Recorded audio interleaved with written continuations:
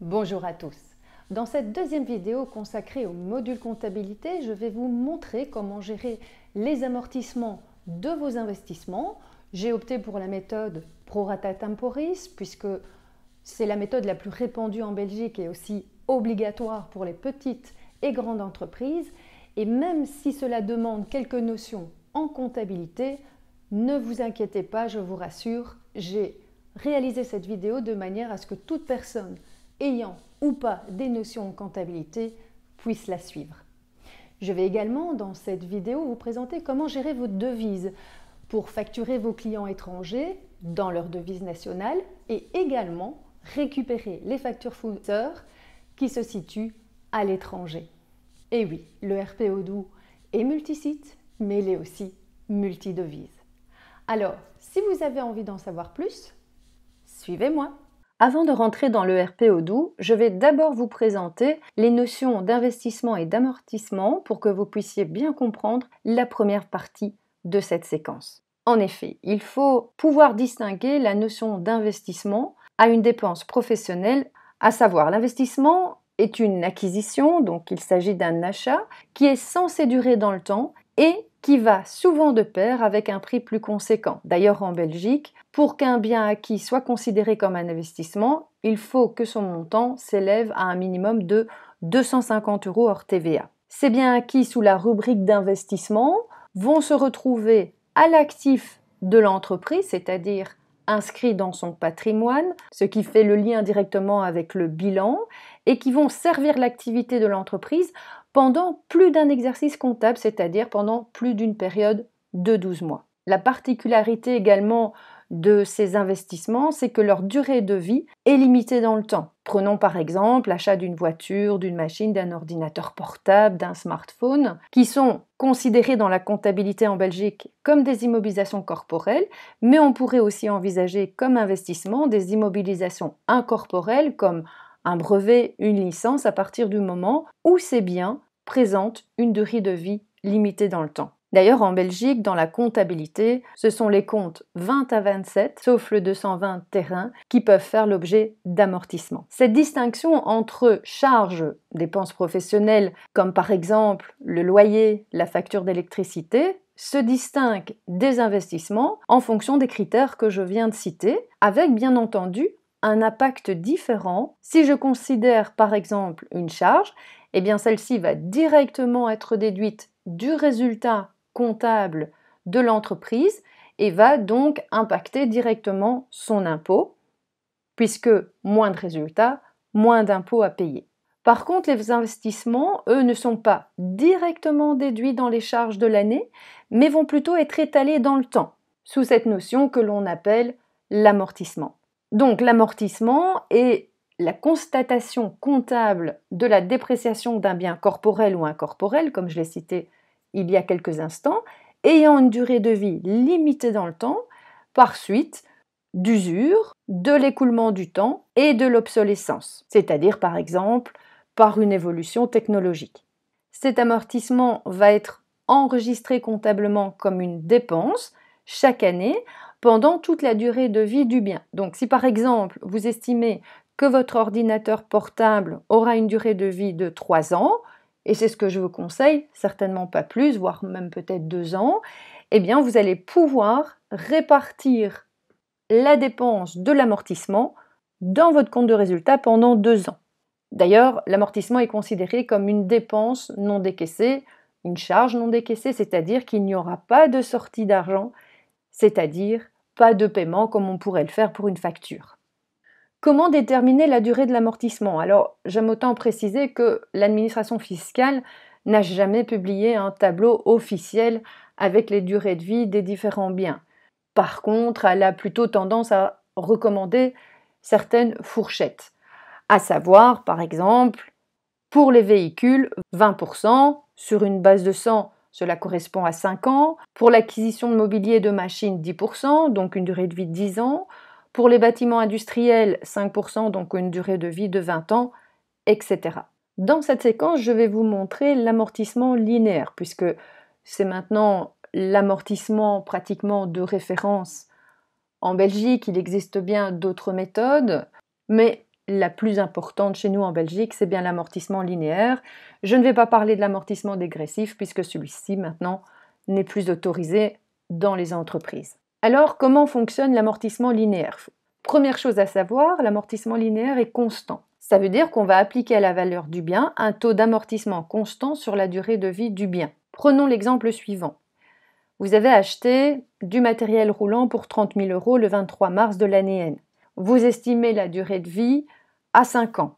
Pour déterminer le taux, c'est très simple. Vous faites tout simplement le calcul suivant, 1 sur 5, 5 pour la durée de vie, 20%. Ensuite, ces 20%, vous les appliquez sur la valeur d'acquisition, attention toujours hors TVA, pour obtenir l'annuité, c'est-à-dire la charge d'amortissement que vous pourrez déduire pendant 5 ans. Petit clin d'œil néanmoins sur les écritures comptables. Lorsque vous allez faire l'acquisition de ce matériel roulant, eh bien, vous allez tout simplement augmenter votre actif de la valeur d'acquisition.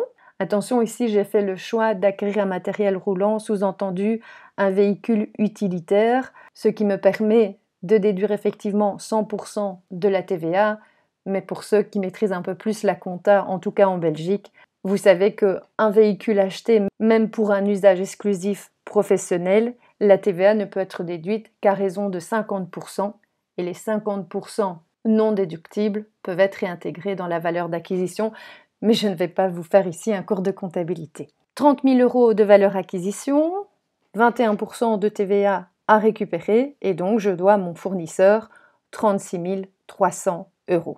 Au niveau de l'amortissement, qui va avoir lieu en fin d'année, comme j'ai décidé d'amortir ce véhicule en 5 ans, cela va générer 5 écritures. À savoir, on va utiliser un compte de charge, le compte dotation aux amortissements sur immobilisation corporelle pour le montant de l'annuité, qui aura pour impact d'augmenter les charges dans mon compte de résultat et ainsi diminuer celui-ci. Ce qu'il faut comprendre également de l'amortissement, c'est qu'en diminuant ce résultat, vous avez moins d'impôts. Vous faites une sorte d'économie substantielle qui va vous permettre, au terme des 5 ans, de réinvestir dans un nouvel actif. D'ailleurs, c'est la raison pour laquelle on dit que l'amortissement, c'est un investissement de remplacement. Au terme des 5 ans, la valeur du bien qui apparaîtra d'ailleurs dans le bilan sera égale à 0. Et pour diminuer la valeur de ce bien dans ce bilan, vous allez utiliser en contrepartie un compte d'amortissement acté. Donc vous voyez, vous avez le compte 2400 matériel roulant et le compte 2409 qui lui sera crédité puisque nous avons augmenté le compte de matériel roulant, à savoir un actif, vous l'avez débité. Et là, je vais créditer le compte d'amortissement acté pour qu'il vienne diminuer la valeur d'acquisition de mon bien dans le bilan. Donc dans le bilan, ce bien sera inscrit pour une valeur de 24 000 au terme de la première année. Au terme de la deuxième année, deuxième écriture d'amortissement, le bien apparaîtra pour 30 000 moins 12 000 au bilan. Cette méthode, comme je viens de vous la présenter, elle est encore valable, en tout cas en Belgique, pour les entreprises qui sont considérées comme des indépendants, c'est-à-dire en tant que personnes physiques, mais pour toute autre entreprise, à savoir petite et grande, depuis le 1er janvier 2020, on va appliquer cet amortissement linéaire, mais au prorata temporis, en proportion du temps effectivement écoulé. Qu'est-ce que ça change par rapport à ce que je viens de vous montrer? C'est la date à laquelle vous avez fait l'acquisition du bien. En effet, imaginez vous faites une acquisition le 20 décembre de l'année N. Au lieu de calculer une annuité complète comme je viens de le faire pour la première année, cette fois-ci, il faudra considérer le nombre de jours entre le moment de l'acquisition et la fin de l'année pour déterminer une fraction temporelle à appliquer sur l'annuité. Donc, dans notre cas, si on fait une acquisition le 20 décembre, ça veut dire le mois de décembre a 31 jours, 31 moins 20, attention, il faut toujours faire plus 1 pour inclure le jour de l'acquisition.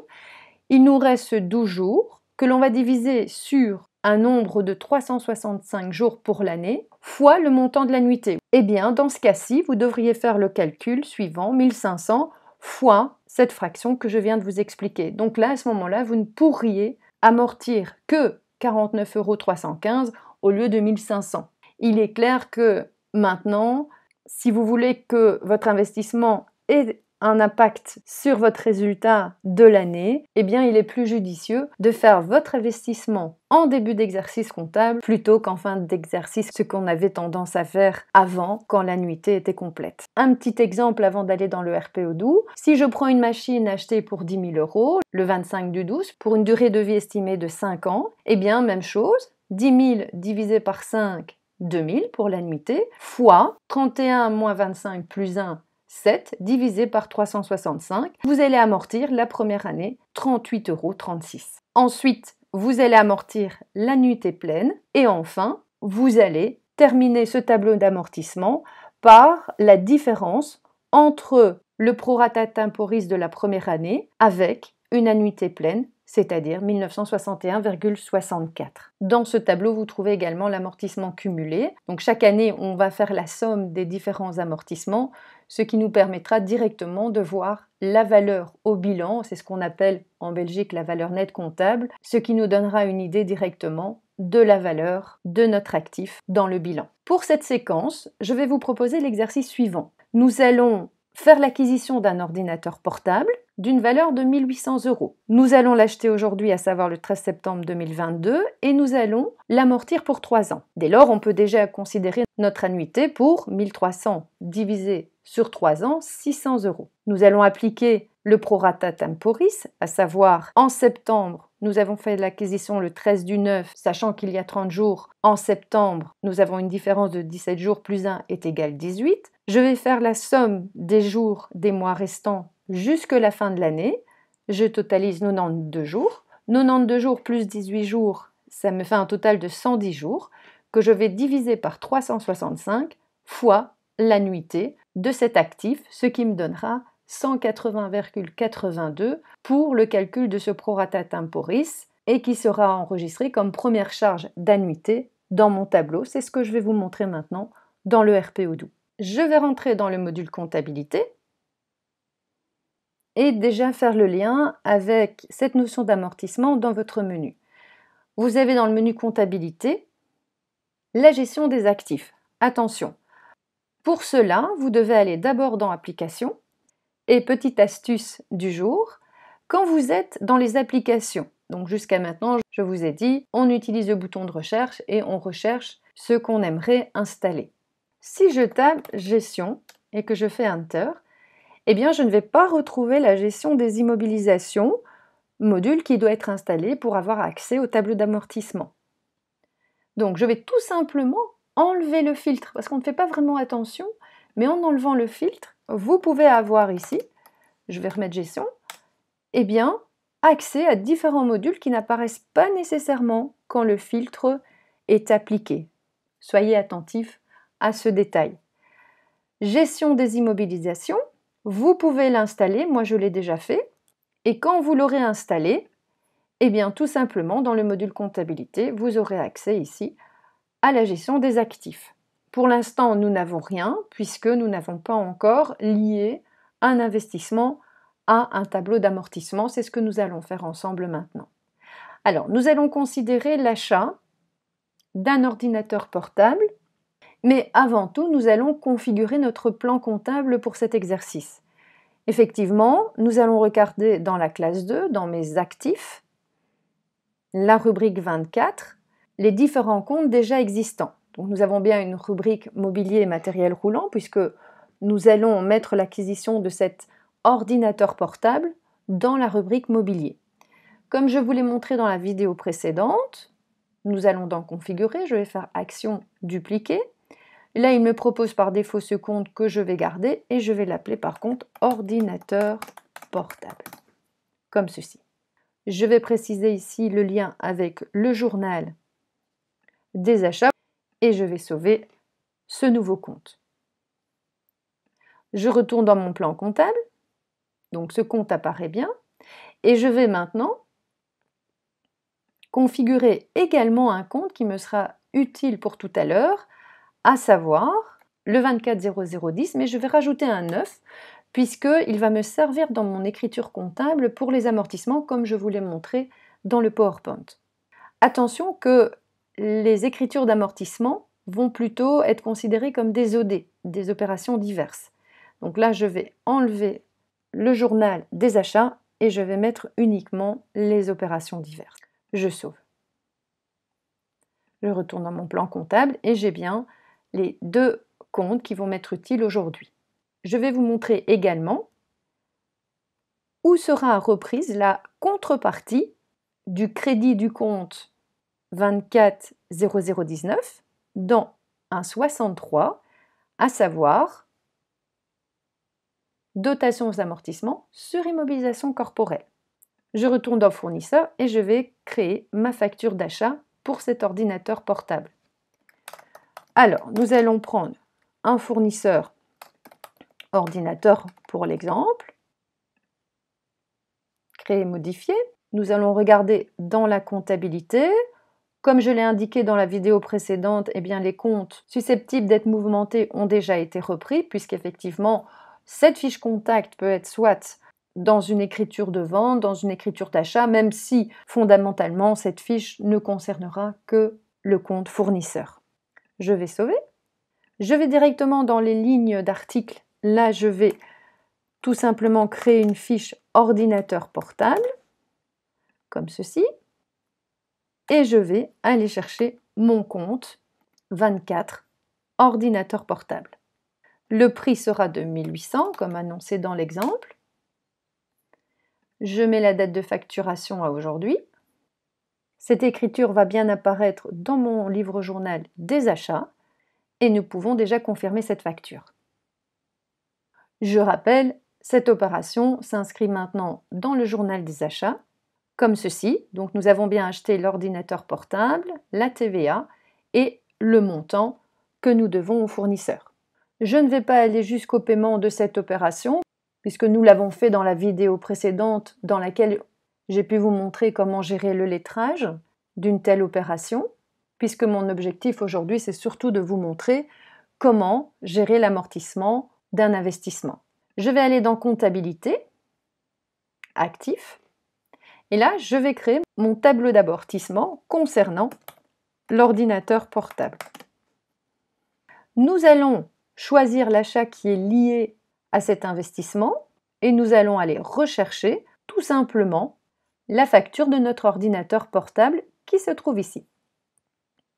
Je sélectionne et cette fonction nous permet directement de retrouver l'information de cet investissement, puisqu'effectivement, par défaut, on nous a proposé la méthode linéaire.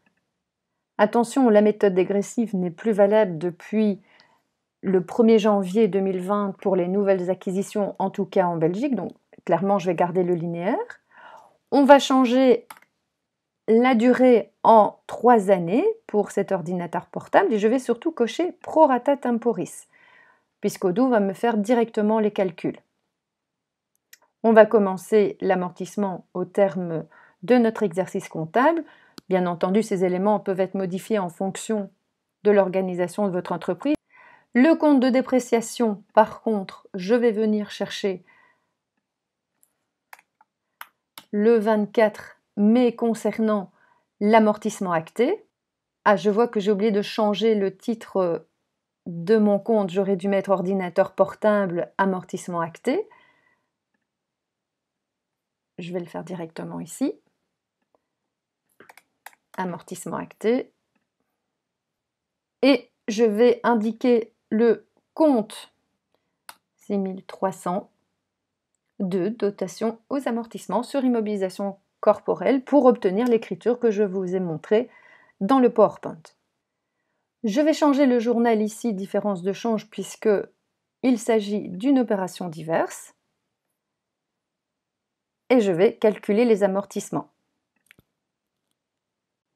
Un nouvel onglet est apparu à l'écran, je clique dessus et là je retrouve ce tableau d'amortissement que je vous ai montré dans le PowerPoint avec les montants que nous avons calculés ensemble.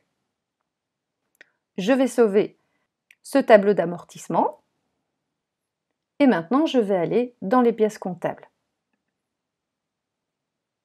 Dans les pièces comptables, on retrouve nos écritures d'amortissement. Si je clique dessus, je peux encore envisager de la modifier, mais attention, à partir du moment où, dans l'actif, D'ailleurs, vous voyez, la ligne est encore en bleu puisque ça veut dire que c'est encore en brouillon. Dès que je vais confirmer ces informations, à ce moment-là, tout sera automatisé. Donc ça veut dire que je ne pourrai plus modifier les éléments qui se trouvent dans ce tableau. Via ce bouton intelligent, je retrouve également l'ensemble des pièces comptables que je viens de vous montrer. Encore une fois, les chemins peuvent être nombreux et variés, à vous de voir comment vous voulez travailler pour retrouver ces informations. Si je vais dans mon plan comptable, d'ailleurs, on peut également, via le compte 24 ordinateur portable amortissement acté, retrouver l'ensemble de ces informations puisque cela concerne directement votre écriture d'amortissement. Et enfin, dans le bouton Analyse, nous pouvons retrouver dans le bilan, dans la rubrique Immobilisation corporelle, mobilier et matériel roulant, la trace de l'achat de votre ordinateur portable dont la valeur va diminuer à la fin de chaque année au moment de la clôture des comptes du montant de l'amortissement qui, lui, sera repris dans le compte de résultat dans la rubrique amortissement qui pour l'instant est bien entendu vide puisque l'écriture n'a pas encore été comptabilisée. À vous de vous exercer, donc imaginez que vous faites l'acquisition d'une machine, vous pouvez envisager l'amortissement de 10 ans, faites peut-être l'exercice de calcul du prorata temporis pour voir si vous arrivez au même résultat qu'Odoo va vous proposer, car je le rappelle, c'est en s'exerçant aussi que l'on apprend. Deuxième partie de cette séquence, je vais vous montrer maintenant comment gérer des factures en devises étrangères. Je retourne dans les paramètres, module comptabilité, vous auriez pu le faire directement via le module comptabilité, via le menu configuration, configuration, et vous avez ici les devises qui vous sont proposées par défaut.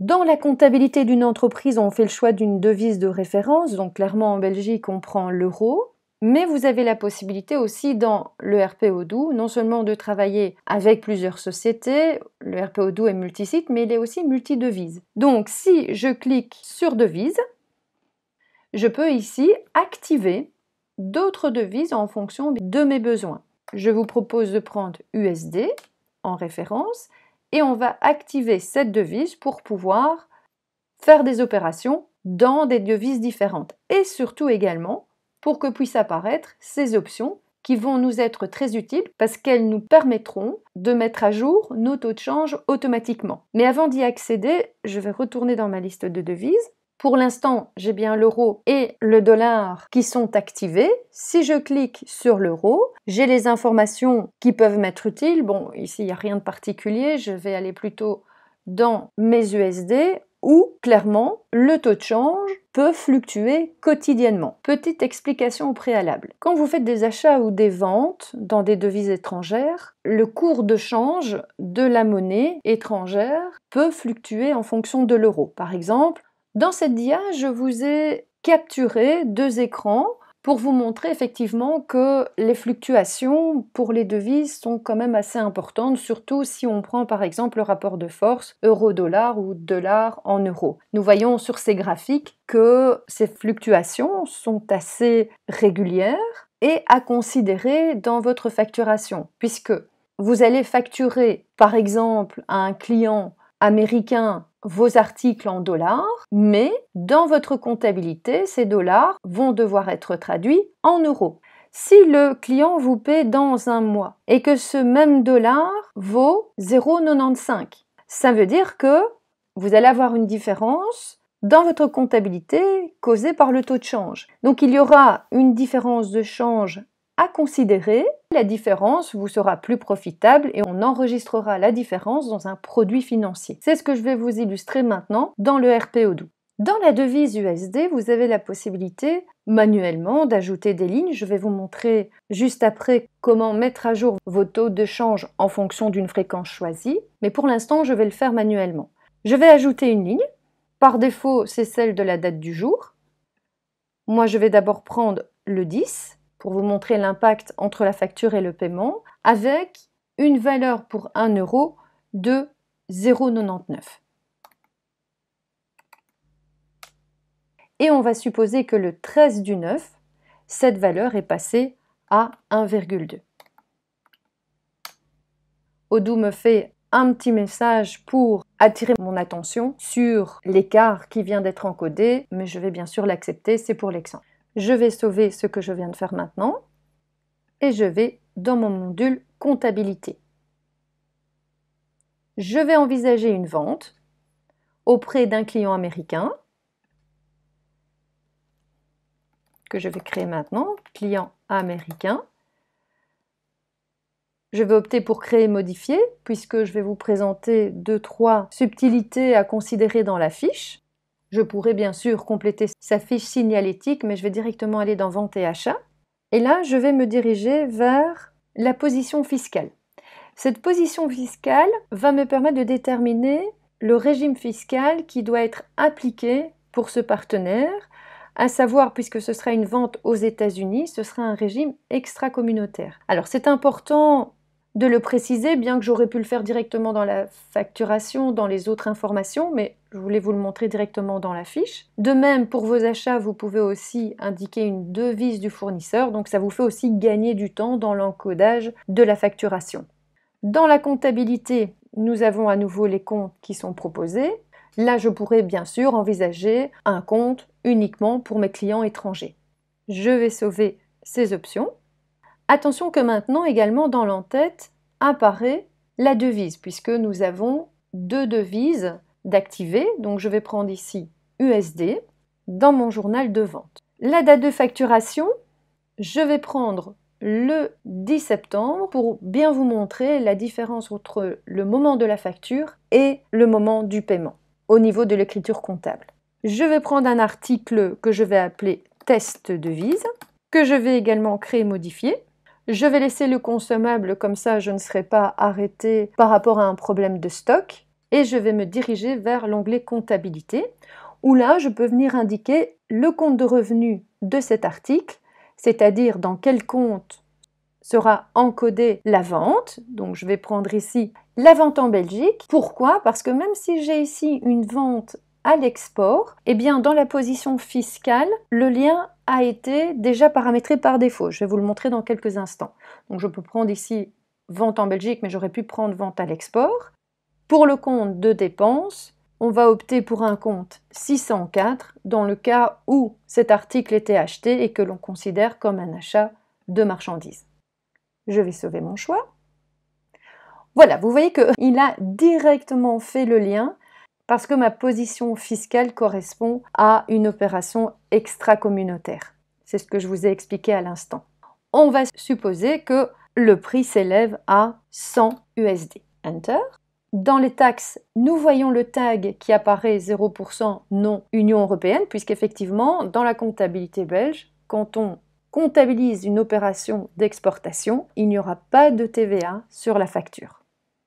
Je regarde mes écritures comptables. Effectivement, cette vente à l'export, qui sera reprise dans la déclaration de TVA dans la case 47, a sa contrepartie dans un compte client en attendant le paiement.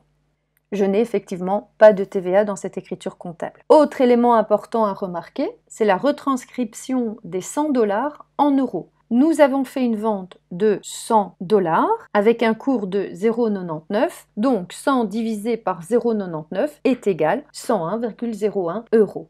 Dans les autres informations, on retrouve également la position fiscale. Donc si vous ne l'aviez pas intégrée directement dans la fiche précédente, eh bien vous pouviez également l'envisager ici.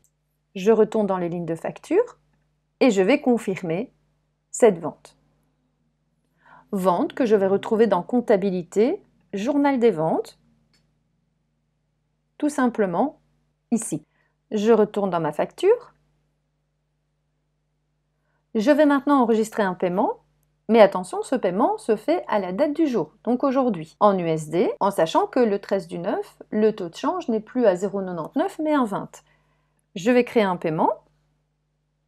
Comme nous l'avons vu dans la vidéo précédente, pour l'instant, mon opération est bien en paiement et le système attend que je lettre ce paiement avec la facture d'origine. Donc si je vais dans comptabilité, banque et liquidité, j'ai pour l'instant effectivement ici le paiement entrant en suspens puisqu'il attend le lettrage avec l'équivalent à 29 qui a été donné pour le paiement et qu'on va retrouver dans le journal des ventes près de l'écriture qui correspond à la facture de vente, donc la réconciliation a bien été faite. Je retourne dans ma facture parce que je veux vous montrer aussi que lorsque le paiement est effectué, vous avez ici des opérations qui s'affichent en bas de la facture avec l'icône i pour information. Donc si vous cliquez dessus, vous pouvez accéder directement à la pièce comptable concernée. Donc si je vais dans Vue, j'ai directement ici l'extrait de banque correspondant à ce paiement, avec sa pièce comptable que l'on va retrouver également ici. Je reviens en arrière. Deuxième information, même chose, dans Vue. Et là, nous voyons directement la différence de change qu'a occasionné ce paiement par rapport à l'écriture d'origine, avec l'utilisation du compte 654, charges financières, pour compenser la différence entre le montant initial et le montant reçu au niveau du paiement. En effet, nous avons une différence de 17,68. Je retourne dans ma facture. Dans les écritures comptables, nous avions un montant attendu de 101,01. Dans la comptabilité banque et liquidité, nous avons reçu un paiement de 83,33.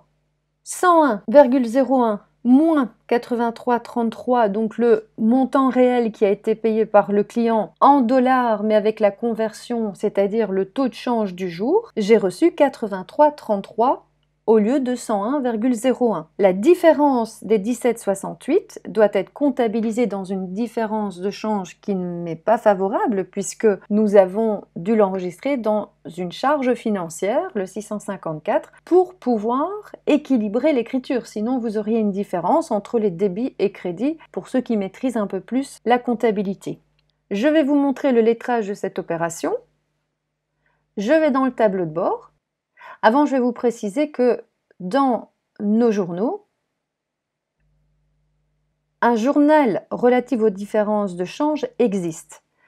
Pourtant, il n'apparaît pas dans le tableau de bord. Même chose, n'oubliez pas parfois de défiltrer le filtre qui est proposé par défaut, puisqu'en faisant cela, j'arrive directement sur les différences de change, c'est-à-dire le journal qui va enregistrer les différences occasionnées par la fluctuation des taux de change. Je clique sur différences de change et là, effectivement, maintenant j'ai cette opération relative au 17,68 que je viens de vous expliquer qui apparaissent puisque, effectivement, on a ici une différence de change qui a été générée. Je retourne dans mon tableau de bord, mais avant de faire le lettrage, je vais retourner dans ma facture client, puisque nous allons reprendre le numéro de facture, comme ceci, et le montant en euros. Attention, non pas du montant facturé, mais du montant qui a été payé. Donc, c'est-à-dire 83,33. Je retourne dans mon tableau de bord. Je vais considérer que le paiement a été fait en espèces, puisque je vous l'ai dit, pour la banque, je ne peux pas effectuer une synchronisation en ligne puisque je n'ai pas vraiment de compte bancaire pour faire cet exercice. Et je vais créer une nouvelle référence, caisse 2 par exemple. Je vais partir de l'ancien solde 155,55 auquel je vais ajouter le paiement qui va être effectué, à savoir les 83,33, c'est-à-dire un montant de 238,88. Et je vais venir ici rajouter le numéro de ma facture puisque je vais faire une réconciliation en fonction du numéro de la facture. Mon partenaire, c'est le client américain et le montant est bien de 83,33. Je vais publier cette opération et ensuite la lettrer. Donc là, le système retrouve effectivement l'opération qui était en attente. Attention, du montant relatif au paiement, pas de la facture, puisque c'est la différence de change qui va faire l'équilibre, et je vais valider. Et voilà, nous avons terminé cette opération. Si je vais maintenant dans mon compte de résultat, cette charge financière de 17,68 apparaît bien. Je vais aller dans la configuration, vous montrer comment synchroniser les taux de change. Parce que vous imaginez, si vous gérez plusieurs devises, si à chaque fois vous devez aller sur le site de taux de change pour pouvoir ensuite l'encoder, non seulement il risque d'avoir des erreurs, des oublis, il est donc préférable d'automatiser la mise à jour. Pour cela, il suffit tout simplement d'opter pour le service. Donc, vous avez la possibilité de vous connecter à plusieurs sources. Moi, je prends par défaut la Banque Centrale Européenne, mais il y en a bien d'autres en fonction des devises que vous gérez. L'intervalle peut être tout simplement manuel, quotidien, hebdomadaire ou mensuel. Donc moi, je prends par exemple quotidien. Et la prochaine exécution ici aura lieu à partir du 14 du 9. Je vais d'ailleurs synchroniser tout cela. Donc, je vais sauver. Cette opération vous permet maintenant de synchroniser vos devises pour que vous puissiez obtenir directement une synchronisation de vos devises. Je vous propose d'ailleurs de vous reconnecter un jour après avoir suivi cette séquence pour que vous puissiez voir justement les changements qui ont été opérés. Et pourquoi pas, je vous propose également de prendre par exemple la devise du kuna, devise de la Croatie, donc pays européen mais qui n'a pas encore adhéré à l'euro, même si c'est en cours, et de faire cet exercice, mais cette fois-ci avec une position fiscale intra-communautaire. Cela va vous permettre de vous exercer. Donc faites comme moi, indiquez deux taux de change différents. Attention, petite précision, le code ISO de la Croatie, si vous allez dans la liste des codes ISO, il suffit de noter dans Google code ISO et vous allez avoir ces listes. Vous devez rechercher HR pour Croatie, comme ceci, pour trouver la devise HRK et faire cet exercice. Avant de terminer cette séquence, deux petites précisions. Quand je vous ai montré la configuration des journaux, je vais prendre par exemple le livre journal des achats.